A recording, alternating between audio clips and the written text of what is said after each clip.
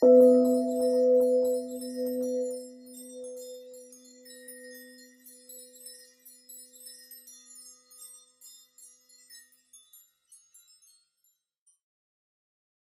I mentioned that he's fond of this Western philosopher called Plato. तो मैंने जैसे बताया था कि उनको प्लेटो में काफ़ी रुचि थी. Socrates, Plato, and Aristotle sort of created Western culture, you could say. तो ये जो तीन फिलोसोफर है, उन्होंने ऐसा कह सकते हैं कि जो वेस्टर्न कल्चर है उसको पूरा निर्माण किया उन्होंने. And of these, Plato was Bante's favorite. उनमें से जो प्लेटो है वो भंते जी के फेवरेट रहे थे. And there was a sort of a spiritual tradition that came after Plato, which Bante thought was the real spiritual current in the West. और जो कुछ आध्यात्मिक ट्रेडिशन थी, परंपरा थी जो प्लेटो के बाद आई, वह जो कुछ पाश्चिमात्य आध्यात्मिकता है उसको के बहुत करीब जाती है. Perhaps you could make a comparison with India. उसके इंडिया से भारत से तुलना की जा सकती है. So Hinduism has been dominant for a long time, we know. जो हिंदू धर्म है काफ़ी बलवान रहा है भारत में लंबे समय से. But sort of under the surface there's been real spirituality.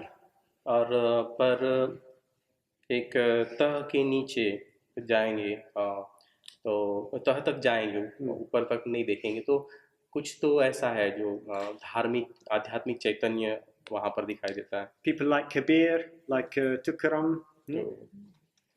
Yeah. Sort of alternative to the mainstream religious tradition of the country. तो जो भी कुछ इस देश की मुख्य जो कुछ धार्मिक परंपराएं रही है उसके एक वैकल्पिक कहेंगे कि ऐसी ट्रेडिशंस रही है, परंपराएं रही है. Well, it's the same in the West. Europe was dominated by Christianity. तो वैसा ही पश्चिम में भी वैसा ही हुआ. क्रिश्चियनिटी बहुत भारी मात्रा में थी.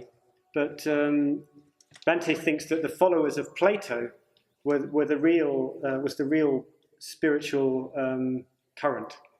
तो जो भी कुछ प्लेटो के अनुयायी थे उनमें सही में आध्यात्मिकता दिखाई देती है वहाँ. So he says he would have liked to have done an extensive comparative study of Buddhism and what's called Neoplatonism.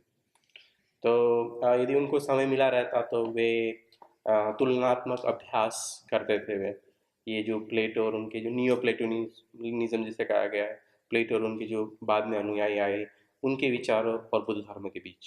And in a way, this expresses what you could call the central theme in Bante's life. तो ऐसा कह सकते हैं कि यह बंते के जीवन का एक जो है मुख्य मध्य का थीम रहा है. And that is the meeting between East and West, between Buddhism and Western culture.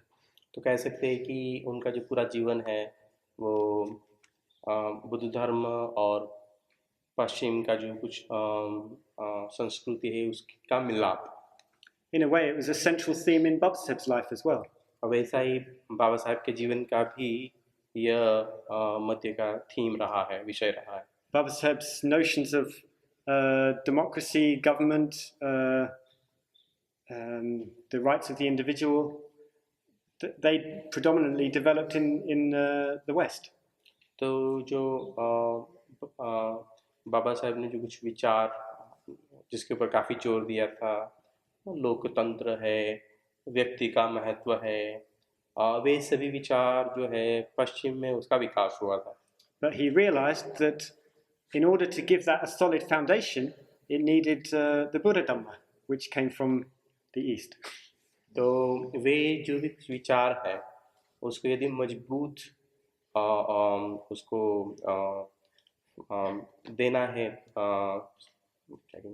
Foundation, आधार, तो बुद्ध ने दिया है.